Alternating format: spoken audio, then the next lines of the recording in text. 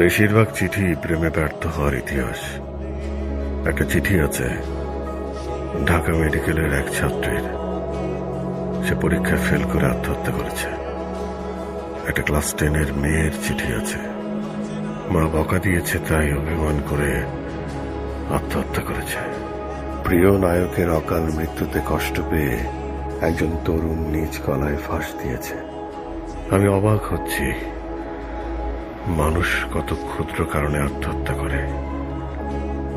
কেউ আত্মহত্যা করে অভিমানে, কেউ করে ব্যর্থতায়, কেউ করে দায়িত্ব এড়াতে, কেউ করে লজ্জায়। কিন্তু আপনার যদি নিজের প্রতি প্রচন্ড ঘৃণা সৃষ্টি হয়, তখন আপনি কি করবেন? গত 3 দিন ধরে আমি নিজেকে কোনোভাবেই সহ্য করতে পারছি না। 3 দিন আগে আমি এমন এক সত্য জানতে পেরেছি যে সত্য আমার অস্তিত্বকে নাড়িয়ে দিয়েছে এত পরিমাণে যে এই অস্তিত্বকে আর টিকিয়ে রাখা সম্ভব হচ্ছে না।